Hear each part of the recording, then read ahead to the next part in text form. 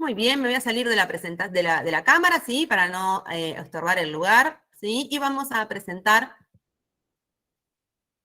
y vamos a comenzar. Quizás sea un poquito más corto, ¿sí? Que los otros webinars con respecto a tiempo, pero ustedes van a encontrar que la información es súper, súper amigable para poder ser aplicada luego en los procesos de validación que ustedes tengan en el laboratorio, ¿sí? Muy bien. Les voy a pedir, por favor, si alguien me puede dar aviso, si se ve bien.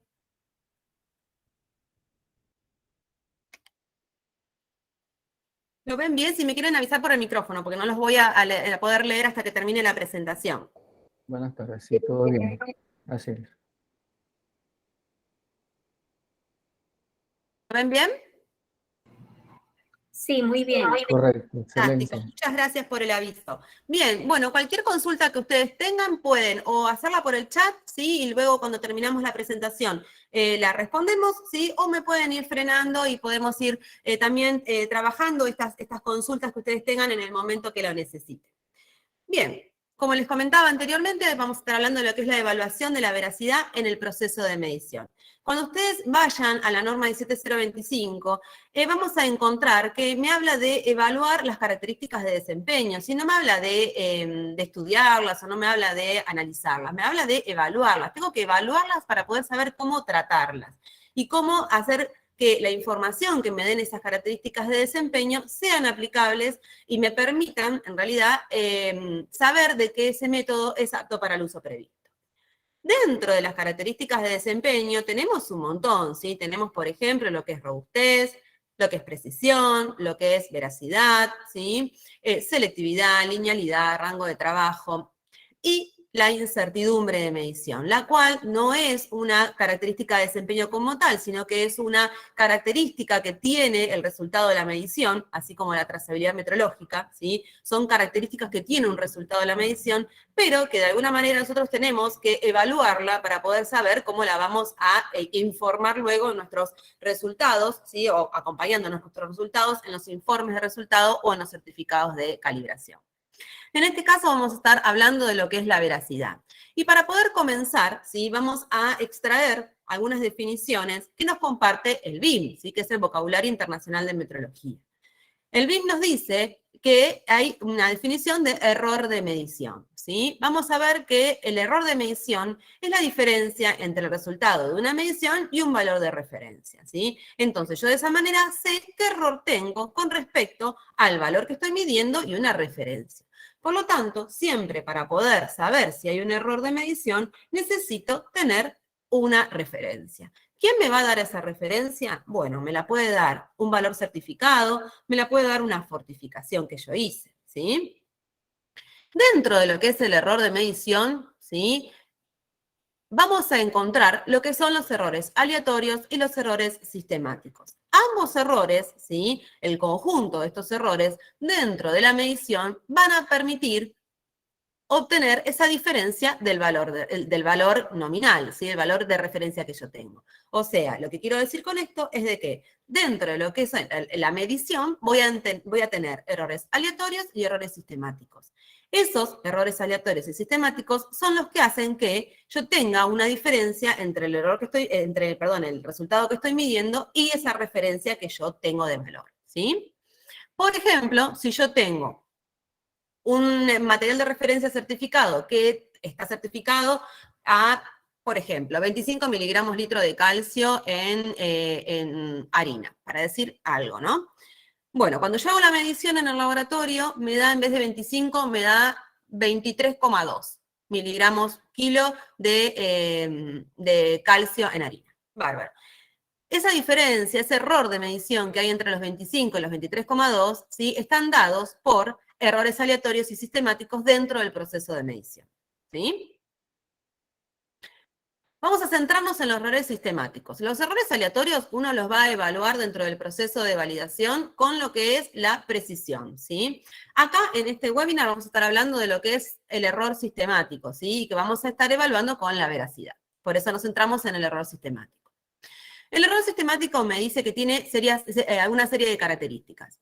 En primer lugar, nos dice que puede estar originado por distintos motivos, como equipamiento, estándares, analistas, procedimientos. Otra de sus características es que es independiente del número de observaciones y por lo tanto no disminuye con el número de análisis. Y otra de las características es que se puede corregir si se conoce su efecto sobre el resultado de la medición. Vamos a ir analizando cada una de estas cuestiones y características que tienen estos errores sistemáticos.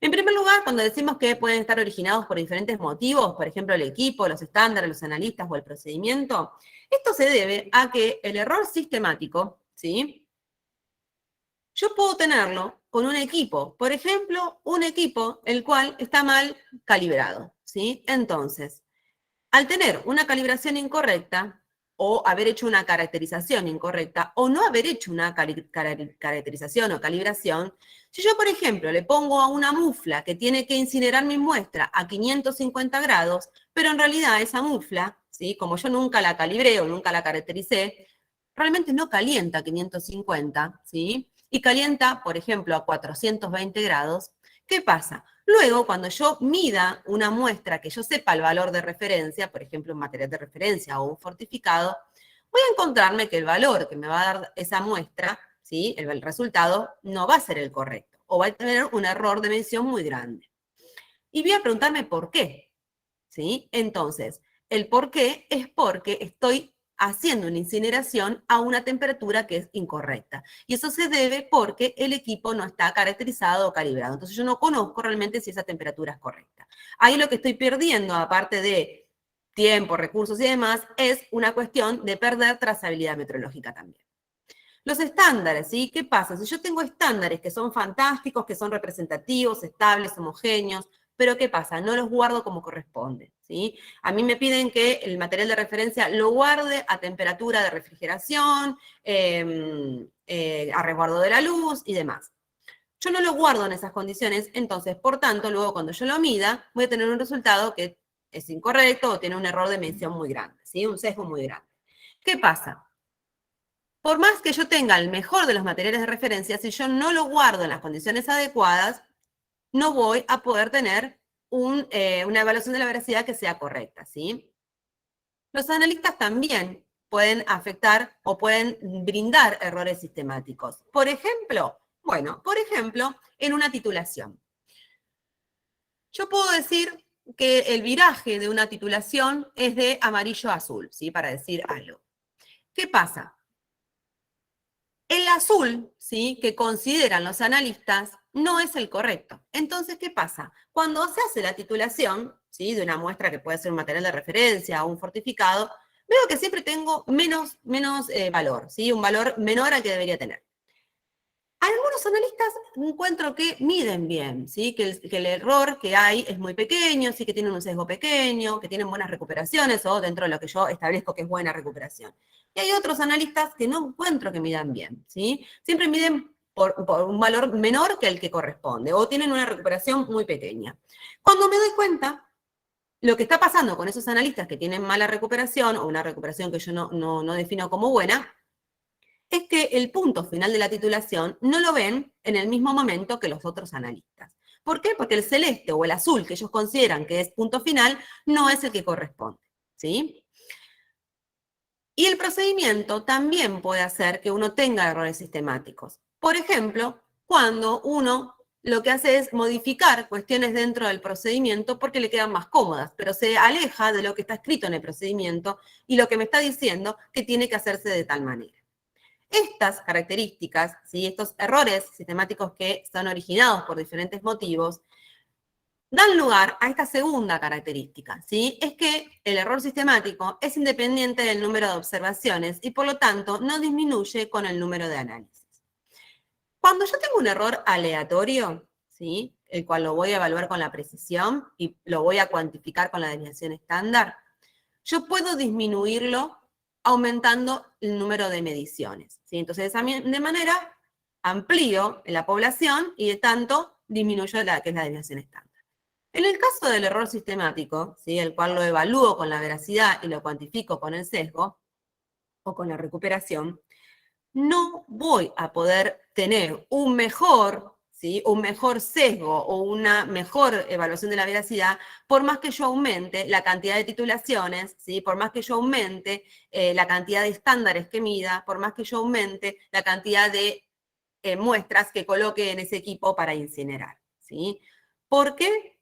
Porque este error sistemático, siguiendo con esta característica principal, también da lugar a esta característica, ¿sí? ¿Qué significa esto? Que hasta que yo no corrija estas situaciones, voy a estar lejos del valor que necesito encontrar, el valor de referencia o esa recuperación que yo considero como correcta. Entonces, por más que yo ponga, en vez de 3 muestras a incinerar, ponga 10 muestras a incinerar, hasta que yo no corrija la temperatura, y en vez de calentar o incinerar a 420, incinera a 550 o 500, que es lo que corresponde, el error me va a seguir dando, ¿sí? Por más que yo mida, en vez de 2 materiales de referencia o 2 replicados, mida 20 replicados, ¿sí? Si yo no guardo el material de referencia en las condiciones que corresponde, cuando lo mida, por más que mida 2 o mida 20, me va a dar mal, ¿sí? Porque la muestra o ese material está degradado. En el caso de los analistas, hasta que no se pongan de acuerdo, ¿sí? ¿Cuál es el punto final de la titulación y el color que corresponde? Por más que los analistas midan las muestras por quintuplicado, los analistas siguen sin entender realmente cuál es el verdadero color del punto final de la titulación, no vamos a poder disminuir ese error sistemático, ¿sí? Y dentro de lo que es el procedimiento, por más que yo mida 3, 4, 10 muestras, si yo no sigo el procedimiento tal cual lo describí y tal cual lo validé, ¿sí? No voy a poder tener una veracidad correcta y la disminución de ese error sistemático, ¿sí? Y acá, ¿sí? Les comparto las relaciones que existen, ¿sí? Entre lo que son los diferentes tipos de errores que encontramos y que estuvimos hablando anteriormente. En primer lugar, tenemos los 3 tipos de errores, ¿sí? El error sistemático, el error aleatorio y el error de medición, ¿sí? ¿Qué pasa? De manera genérica vamos a nombrarlos para que ustedes vean cuáles son cada uno de estos errores, cuáles son la manera de poder evaluarlo y cómo lo cuantificamos, ¿sí? De todos modos, nosotros nos vamos a centrar en este primero, ¿sí? Pero se los quiero mostrar a los 3 porque es interesante que ustedes los puedan reconocer y los puedan discriminar a cada uno de ellos, ¿sí? El error sistemático, ¿sí? Es el error que vimos recién, el que estuvimos describiendo recién. Lo vamos a evaluar con la veracidad, ¿sí? Y lo vamos a poder cuantificar con el sesgo o eventualmente cuando no tengamos un material de referencia a partir de recuperación. En el caso del error aleatorio, ¿sí? Lo vamos a poder cuantificar a partir, evaluar a partir de la precisión, en condiciones que nosotros vamos a establecer, que pueden ser de precisión intermedia, de repetibilidad o de precisión de reproducibilidad, ¿sí? ¿Y cómo lo vamos a cuantificar? Lo vamos a poder cuantificar mediante lo que es desviación estándar relativa, coeficiente de variación, desviación estándar, ¿sí? ¿Y qué pasa con el error de medición? ¿Sí? Ese error que incluye el error sistemático y el aleatorio, ¿sí? El error de medición lo voy a evaluar con la exactitud, ¿sí? Que es la suma de la veracidad y la precisión. ¿Y cómo cuantifico la exactitud? A partir de la incertidumbre, ¿sí? Entonces, de alguna manera, cuando uno informa lo que es ese resultado y viene acompañado por ese más menos el valor de la incertidumbre, esa incertidumbre es una manera de poder cuantificar la exactitud y por lo tanto referirse a los errores totales que tiene ese resultado y por lo tanto el rango, ¿sí? En el cual uno puede realmente encontrar el valor que corresponde o valor verdadero. Siguiendo un poquito con la inexactitud, ¿sí? Que decimos que es la proximidad entre un valor medido y un valor de referencia, ¿sí? Está, como decíamos recién, comprendida por lo que son los errores aleatorios y porque son los errores sistemáticos, cuantificados en los errores aleatorios por la veracidad y cuantificados, ¿sí? O evaluados, mejor dicho, en los errores sistemáticos por la veracidad, cuantificados por el sesgo, y errores aleatorios evaluados con la precisión y cuantificados por la desviación estándar, ¿sí? Y como decíamos, la exactitud la cuantificamos a partir de la incertidumbre. Ahora sí, vamos a introducirnos en lo que es la veracidad como tal, y vamos a decir que la definición de veracidad es la proximidad entre el promedio de un número infinito de resultados y un valor de referencia, ¿sí? ¿Qué pasa? Nosotros esta definición no la podemos llevar a la práctica en un laboratorio, porque no tenemos un número infinito de mediciones, ¿sí? Yo no puedo pasarme todo el día o todo el mes midiendo un material de referencia para hacer un número infinito de mediciones, ¿sí? Por lo tanto, la definición de veracidad, cuando la llevamos al laboratorio, vamos a poder definirla como la proximidad entre el promedio de los resultados que uno mide y ese valor de referencia que es el que tiene el material de referencia certificado, ¿sí? O eventualmente la recuperación si estamos hablando de una fortificación. Lo importante es que para poder evaluar la veracidad correctamente, el valor de referencia debe ser trazable al Sistema Internacional de Unidades. ¿Qué significa esto?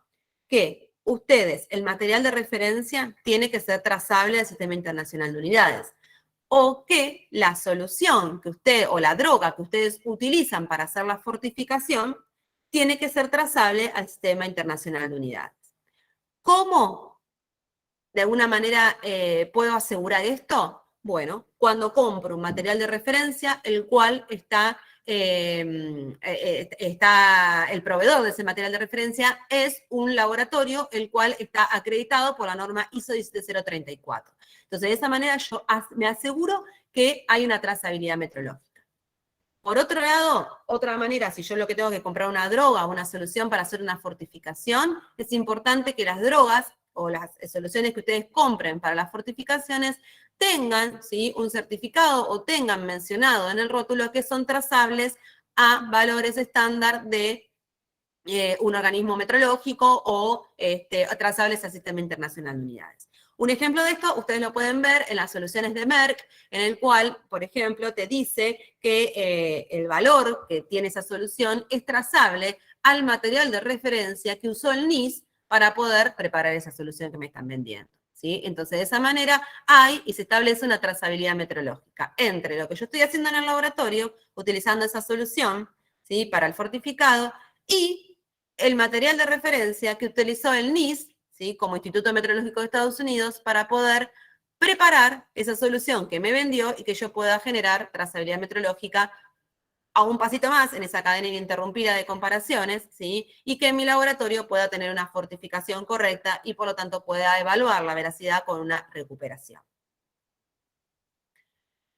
Vamos a encontrar, ¿sí?, esto lo pueden encontrar ustedes descrito en la Eurachem de muy linda manera, ¿sí? Acá se los traemos resumidos para que uno haga una evaluación un poquito más práctica.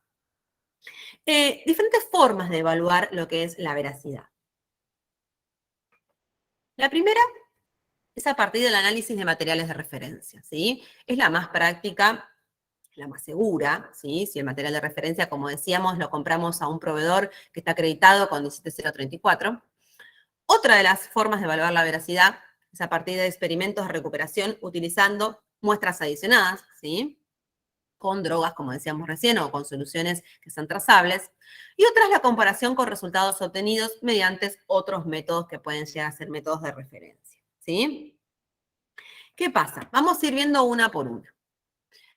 La primera me hablaba del análisis con materiales de referencia. En ese caso, ¿sí?, lo que voy a estar cuantificando es el sesgo, ¿sí? Que el sesgo es la diferencia entre la media de los resultados, perdón, de un número grande de resultados y un valor de referencia aceptado. Es lo que yo les contaba recién, ¿sí? Es lo que se asemeja a mi trabajo en laboratorio. ¿Por qué? Porque estoy hablando ahora sí de algo un poco más real, de un número grande de resultados, ¿sí?, que puedo medir en el laboratorio.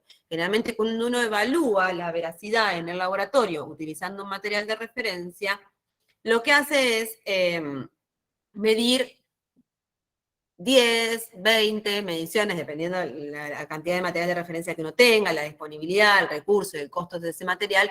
Podemos medir entre 10 o 20 réplicas, ¿sí?, para luego poder hacer el cálculo de sesgo y evaluar la veracidad, ¿sí? Por eso hablamos de un número grande de resultados, que luego no se condice con la rutina, porque yo en la rutina no voy a hacer 10 o 20 replicados de mi muestra, ¿sí? Pero en este momento, donde yo estoy evaluando la veracidad, sí necesito un número grande de resultados para poder disminuir esa desviación estándar, disminuir los errores aleatorios y hacer mucho más robustas esas mediciones. Para poder cuantificar a la veracidad, ¿sí?, vamos a utilizar lo que es el bias, ¿sí?, que lo podemos hacer de manera absoluta, teniendo lo que es el resultado de esas 10 o 20 mediciones del material de referencia, menos el valor de referencia el cual está certificado, o el bias de manera porcentual, el cual en este caso lo hacemos relativizado, ¿sí? Relativizado al valor de referencia. Lo importante, ¿sí?, es que cuando uno evalúa la veracidad utilizando materiales de referencia, se debe cubrir el alcance del método y, por lo tanto, pueden requerir el análisis de diferentes tipos de muestras y o diferentes concentraciones de ALI, ¿sí? Esto también es un comentario que es extraído del Oracle. Si yo llevo este comentario a mi laboratorio, me doy cuenta que, de primera, el tema de que, bueno, que pueda cubrir el alcance del método, teniendo en cuenta diferentes tipos de matrices y de muestras, bueno, es viable, ¿sí? Porque, bueno, yo digo, bueno, tengo mi método, yo lo voy a validar para lo que es, por ejemplo, plomo en agua de consumo y en efluentes, ¿sí? En efluentes industriales. Entonces, ¿qué pasa? Dentro de la medida de lo posible, que yo tenga el recurso económico, ¿sí?, para poder comprarlo, lo ideal sería que yo compre un material de referencia de agua potable, ¿sí?, de plomo en agua potable, y un material de referencia de plomo en efluente líquido, en una concentración que esté, en lo posible, en el punto medio del rango de trabajo. Eso, bueno, si tengo los recursos, está genial, y quizás sea de alguna manera algo un poco, digamos, sea posible de hacer. Pero en el caso de cubrir diferentes concentraciones, bueno, ahí uno tiene que tener mucha plata, ¿sí?, y tener una estructura de laboratorio, el cual realmente no pasa. Si yo no puedo estar comprando un material de referencia, ¿sí?, en diferentes concentraciones para poder cubrir todo el rango de trabajo, ¿sí? No voy a comprar, si el rango de trabajo es de entre 5 y 50 miligramos litro, ¿sí?, de un mineral en agua potable, no me voy a comprar un material de referencia en 5, en 10, en 20 y en 50, porque no, nadie me lo va a probar en el laboratorio a eso, ¿sí? Entonces, en ese caso, ahí sí vamos a dar lugar para esta segunda parte de la recomendación, ¿sí?, o de la nota, a lo que es la evaluación de la veracidad mediante lo que son recuperaciones, ¿sí? Y vamos a ver un ejemplo en donde vamos a evaluar lo que es la veracidad utilizando un material de referencia. Acá tenemos un material de referencia, ¿sí?, 1880A, que es de cemento Portland, y lo que está certificado es el óxido de calcio en una concentración de 63,83%, con una incertidumbre de 0,46%. Vamos a ver que en este caso se realizaron, ¿sí?, 10 mediciones de lo que es el óxido de calcio. Vamos a obtener una media y una desviación estándar, ¿sí? Y acá entra un poquito de lo que es estadística, ¿sí? Para poder, y pruebas de hipótesis, para poder plantear lo que es este ensayo. De primera, lo que yo voy a decir es que mi hipótesis nula, ¿sí?, va a ser de que la media obtenida en los ensayos de laboratorio es igual a la media obtenida, ¿sí?, y declarada en el material de referencia. Mi hipótesis alternativa va a decir que la media que yo obtuve en el laboratorio es significativamente distinta a la media que está declarada en el material de referencia, ¿sí?, en el certificado de material de referencia. Para poder llevar adelante, ¿sí?, una prueba estadística que solvente y sustente estos 10 ensayos que yo hice y pueda realmente evaluar la veracidad con este material de referencia, lo que voy a hacer es lo siguiente: aplicar una prueba T de una muestra, en el cual acá compartimos la fórmula, ¿sí?, y lo que hacemos es cargar el valor de la media que obtuve, el valor de la referencia que está publicado en el material de referencia, el certificado, la desviación estándar que obtuve de esas 10 mediciones y dividido lo que es la raíz de n, que n es la cantidad de veces que medí ese material de referencia en el laboratorio. Luego lo que voy a obtener es un T. En esta prueba estadística voy a encontrar un valor, el cual tiene que ser menor o igual al T de tabla, ¿sí?, a ese valor crítico que está en tabla. En este caso, lo que voy a tener que tener en cuenta, y es un detalle que yo siempre les comento, es que la prueba tiene que ser de 2 colas, ¿sí?, para la parte estadística. ¿Por qué? Porque en este caso lo que estoy evaluando es que los valores obtenidos sean iguales a los valores declarados. Entonces, lo que necesito es una prueba de 2 colas, ¿sí? Lo que hago es buscar el test T, ¿sí? En tabla el valor crítico para 10 mediciones y encuentro que en tabla, ustedes pueden encontrarlo en el Miller, ¿sí? Si alguien necesita esas tablas, las puede descargar de internet, ¿sí? Con facilidad, o si no, en el Miller también están, o me las pueden pedir y se las compartimos. El test crítico, ¿sí? Me da 2,26 en este caso. Si para 10 mediciones, el número crítico estadístico es 2,26. Cuando yo hago mi test estadístico, me da 3,89. Bueno, ¿qué pasa acá? Bueno, lo que me doy cuenta acá es que no puedo cumplir con esta prueba estadística. Por lo tanto, lo que tengo que decir en este caso es que el valor de la hipótesis nula, ¿sí? La tengo que rechazar. ¿Por qué? Porque el valor estadístico me da mayor que el valor crítico que tengo en tabla estadística, ¿sí? Eso por un lado. Es la estadística que solventa, que sustenta los ensayos que yo hice. Y por otro lado, ¿sí? Lo que tengo que hacer es cuantificarlo, ¿sí? Cuantificar ese valor que yo obtuve de veracidad. ¿Cómo lo voy a cuantificar? Bueno, a partir del BIAS, ¿sí? Tanto de manera absoluta o de manera relativa al valor de referencia, ¿sí? Pero a mí lo que realmente me da lugar a decir si el método es apto para el uso previsto es esta prueba estadística, ¿sí? Si esto no pasa, por más que yo tenga estos valores, realmente ya estoy jugada, ¿sí? Ya sé que algo está mal. Y si sé que algo está mal, tengo 3 opciones. Una es tratar de eliminar el sesgo, ¿sí? Decirme, bueno, me voy a sentar y voy a ver qué pasó. ¿Por qué me dio mal? ¿Sí? Seguí lo que decía el procedimiento, tengo todo calibrado, los analistas entendieron lo que tenían que hacer. Bueno, y voy buscando eliminar ese sesgo que puede estar presente por algunas de las características que dijimos anteriormente: equipo, analistas, bueno, procedimiento, material de referencia. Otra, que yo sé que está todo bien, ¿sí? Es corregir el resultado por el BIAS, ¿sí? O sea, estos valores que obtengo aquí los uso para corregir el valor de referencia. Y otra, sí, que es la que muchas veces se utiliza, es incluir el BIAS, ¿sí? Este valor que obtenemos a partir de cualquiera de estas 2 formulitas, en lo que es la incertidumbre de medición. Cuando ustedes en el esquema de incertidumbre de evaluación de la incertidumbre de medición utilizan un esquema de componente por componente, ¿sí? Lo que hacen es, en el componente de material de referencia, incluir lo que es el BIAS, ¿sí? Porque nos dio mal, ¿verdad? O sea, entonces tenemos que ese error, poder de alguna manera incluirlo dentro de la incertidumbre para que sea parte del resultado de luego.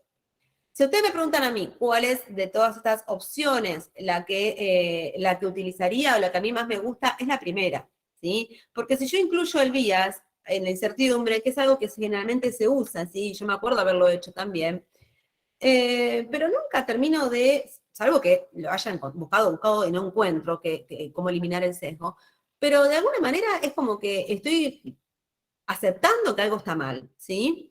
Entonces, yo siempre lo que trato en primer lugar es eliminarlo, ¿sí? Me siento y analizo, a ver qué es lo que está pasando que no me está dando bien este resultado. Entonces, de esa manera también comienzo a tener un criterio técnico, un criterio analítico y un criterio estadístico que me lleva a mí a poder saber qué mejorar en un proceso, qué mejorar en la parte de confirmación metrológica con los equipos y demás, que mejore luego esa evaluación de la veracidad, ¿sí? De todos modos, cada uno va a elegir en su laboratorio cuál es la forma que más se adapte, según sus recursos, sus tiempos y sus conocimientos.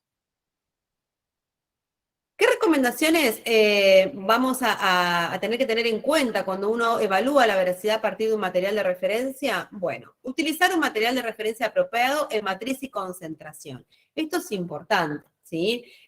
Sobre todo cuando uno tiene que adquirir ese material de referencia de primera. No es que me lo prestan o ya lo tenían en el laboratorio, sino que tengo que adquirirlo. Bueno, adquieran un producto el cual sea apropiado y representativo en matriz y en concentración. Y que el ensayo debe cubrir adecuadamente el rango de aplicación del método. Esta característica ya la habíamos hablado anteriormente, ¿sí? Y da lugar a lo que es la segunda de las formas de poder evaluar la veracidad de la veracidad. ¿Por qué? Porque es muy difícil, como les contaba, que yo pueda tener recursos para poder comprar materiales de referencia en diferentes concentraciones dentro del rango de trabajo. Y así que pasamos ahora a la segunda forma de evaluar la veracidad, ¿sí? De la mano de esa recomendación que me decía, bueno, tenés que usar un material de referencia que cubra todo el rango. Difícil. Bueno, tengo un material de referencia que está, si puedo, dentro de lo que es el punto medio del rango de trabajo. Y después, para cubrir todo el rango de trabajo, y voy con la recuperación, ¿sí? Tengo una droga, una solución que voy a utilizar fortificándola en diferentes concentraciones y ahí cubro todo el rango de trabajo, ¿sí? Ahora, ¿qué recuperación es buena? ¿Sí? Bueno, la recuperación que sea buena la van a establecer ustedes en el laboratorio y la pueden establecer a partir de los datos que obtengan propios en la validación, ¿sí? Ustedes hagan todo el proceso de validación y que luego se den cuenta de que esta es la mejor recuperación que ustedes pueden encontrar. De todos modos, acá se comparte un cuadrito, el cual ustedes pueden utilizar para poder guiarse en las recuperaciones que generalmente uno espera encontrar dependiendo los métodos analíticos, ¿sí? En métodos que son titulaciones, ¿sí? O que son de, por ejemplo, prueba visible, mediciones por asociación atómica y demás, las recuperaciones vamos a ver que las tenemos generalmente en lo que, o también gravimétricos, es entre el 98, 102 o 95, 105, ¿sí? Pero cuando ya empezamos a usar otro tipo de equipamiento, por ejemplo, HPLC, GC y demás, ahí sí comenzamos a tener que ajustarnos a recuperaciones que quizás uno a simple vista dice, qué horror, tengo un 60%, pero para ese método de ensayo es fantástica, ¿sí? Vamos a ver un ejemplo de la manera en la cual yo voy a evaluar lo que es la veracidad en todo el rango de trabajo. Voy a utilizar lo que es un fortificado de una muestra real. En este caso, la muestra es de cloruro, ¿sí? Perdón, de agua, para evaluar la veracidad en la determinación de cloruro. El rango de trabajo de cloruros es de 5 a 1000 miligramos litro, ¿sí? Entonces, ¿qué voy a hacer yo? Voy a fortificar con una solución, puede ser en este caso, ¿sí? En la concentración de 5, de 10, de 200 y de 1000 miligramos litro de cloruro, ¿sí? A una muestra real. Lo primero que voy a tener que hacer acá también es medir una muestra tal cual, sin fortificación, para poder descontarla, ¿sí? Eso ténganlo en cuenta. Entonces, fortifico a diferentes concentraciones, ¿sí? Y lo que hago es ver qué recuperación tiene. En este caso hay dos analistas. ¿Qué recuperaciones tiene para cada concentración el analista 1 y el analista 2? Y luego obtengo una recuperación promedio. Un detalle les quiero decir con respecto a en qué momento fortificar. En este caso, en este ejemplo, a mi gusto quedó muy grande en las fortificaciones. Tenemos 5, 10 y ya saltamos a 200 y a 1000. Faltan cosas en el medio, ¿sí? 5, 10, 50, 100, 200, 300, 500, 700, 1000, ¿sí? Tiene que ser parejo, ¿sí? Esto aquí no sería una buena práctica, porque hay mucho gris aquí, ¿sí? Pero lo que quiero mostrarles es eso, que tenemos que hacer fortificaciones en todo el rango de trabajo. Y ahora vamos con esas pruebas estadísticas, ¿sí? Más allá de que voy a hacer una recuperación, un valor, voy a tener una recuperación y la voy a evaluar a ver si realmente cumple o no con lo que yo me especifiqué como qué buena recuperación, o una recuperación aprobada, ¿sí? Teniendo en cuenta lo que encuentre, lo que me contaron, lo que determiné en el protocolo de validación, o este cuadrito que vimos anterior, tengo y necesito que aplicar estadística, ¿sí? Pruebas de hipótesis. Y para eso, acá hay un pasito previo, ¿sí? Para lo que son la evaluación de la veracidad, ¿sí? Nosotros vamos a hacer pruebas de test T, que es la que vimos anterior, ¿sí? Para el material de referencia. En este caso vamos a ver otra prueba de test T, que es prueba T de muestras independientes, ¿sí? Pero, en este caso, antes de aplicar esta prueba T, necesito aplicar una prueba F. ¿Por qué? Porque yo tengo que unir datos, tengo que unir series de datos, ¿sí? En el otro caso, cuando estábamos hablando, volvemos un poquito al material de referencia, tengo esta serie de datos, no tengo que compararla con nada, o sea, tengo que compararla con un valor certificado, pero no es que en estas 10 mediciones yo tengo, estas 10 mediciones se recomiendan que estén en condiciones de precisión intermedia, así que acá estén todos los analistas, todos los equipos, todas las condiciones que pueden variar, ¿sí? Acá Yo tengo dos series de datos, la del analista 1 y el analista 2 en todo el rango de trabajo. Entonces, yo lo que necesito evaluar es que las recuperaciones obtenidas por el analista 1, ¿sí?, no sean significativamente distintas en lo que son errores aleatorios a las del analista 2.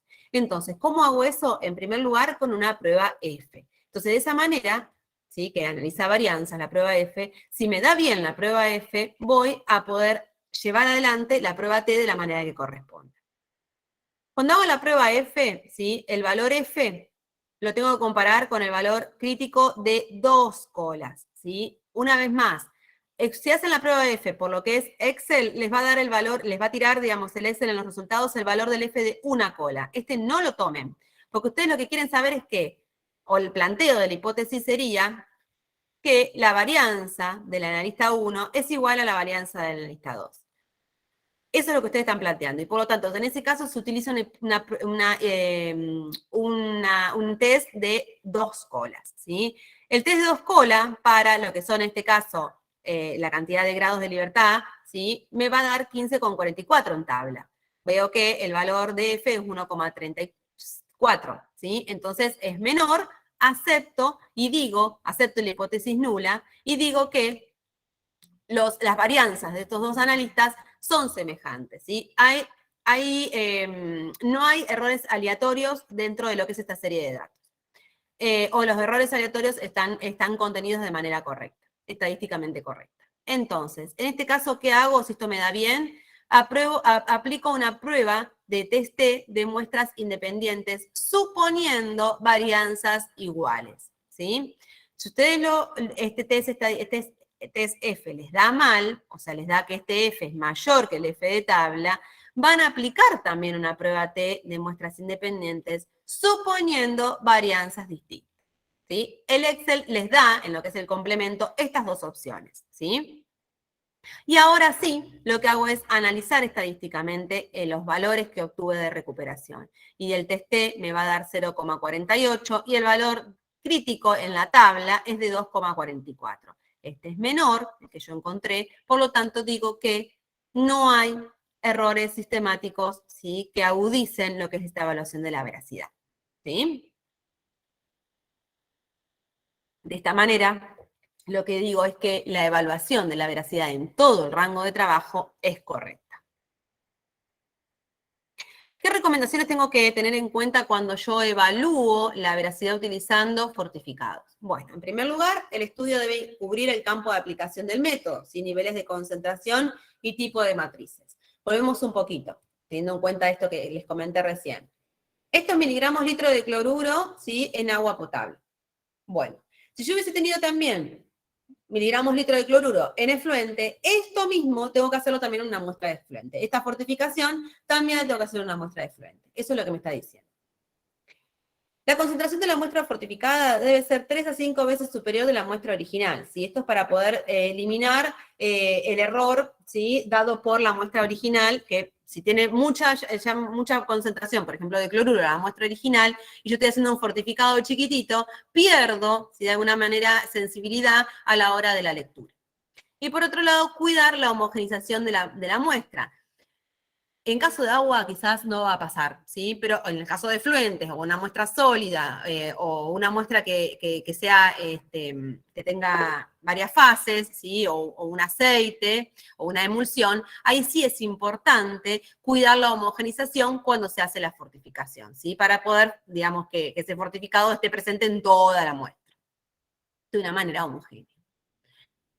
Y por otro lado, ¿sí?, tenemos lo que es la tercera forma de evaluar la veracidad, que es comparando los resultados obtenidos mediante otros métodos, ¿sí?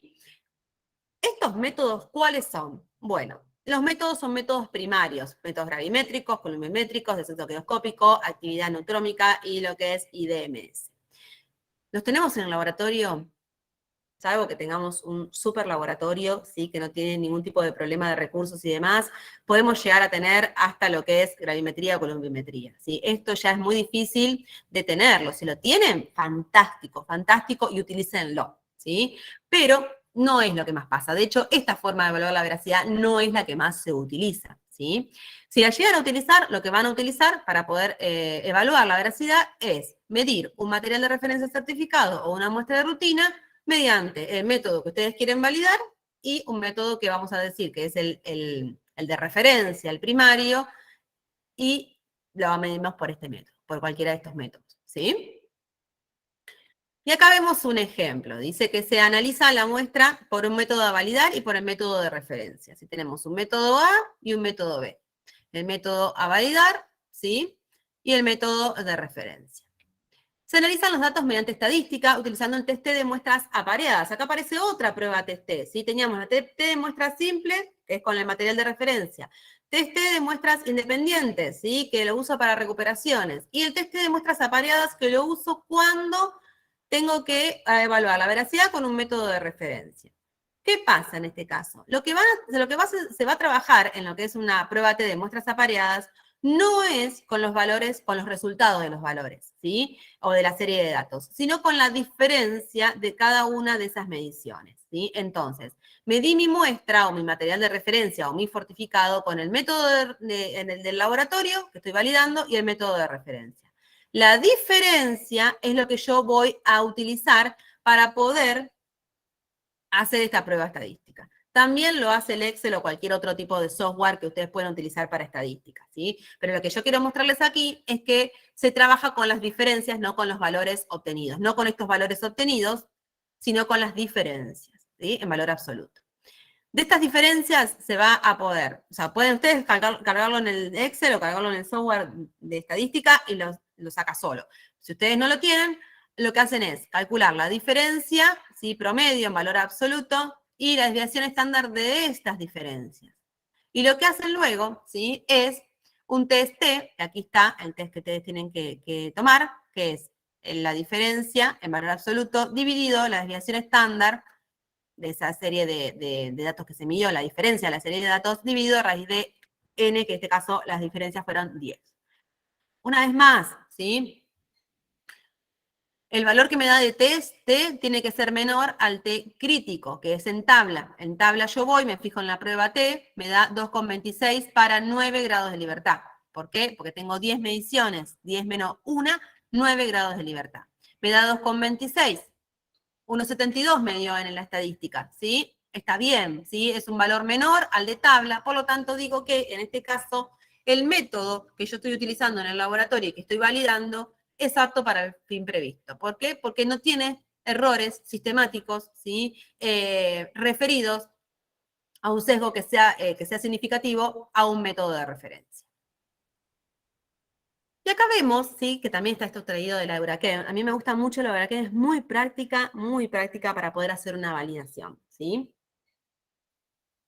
Y acá ustedes ven orientaciones, ¿sí? Para ver cuándo es mejor o cuándo no tanto utilizar lo que es un material de los valores de referencia. ¿Qué pasa? Vamos a ver, sobre todo cuando yo uso uno u otro material, qué nivel de trazabilidad tengo, ¿sí? Entonces, veo que cuando yo uso métodos primarios, ¿sí? El nivel de trazabilidad es alto. El tema es que es difícil tener un método primario, ¿verdad? Cuando yo utilizo materiales de referencia certificados, materiales de referencia primarios o materiales de referencia, el nivel de trazabilidad es alto. Empieza a caer cuando este material de referencia o material de referencia certificado no está brindado por un proveedor que esté acreditado por la ICT 034. Después, ¿sí? Cuando yo utilizo un método de referencia, ¿sí? Ahí ya comienza a decaer lo que es la trazabilidad, ¿sí? Y las muestras fortificadas, vemos que nos habla de que la trazabilidad es baja, ¿sí? Y que se acepta generalmente en matrices que son simples. El tema aquí es que por más que la trazabilidad sea baja, es una de las formas más prácticas y más rentables que tengo yo de poder evaluar la veracidad cuando no me puedo comprar un material de referencia, ¿sí? Y utilizar los resultados alternativos no tiene mucha trazabilidad, así que este método básicamente mucho tampoco no se usa, ¿sí?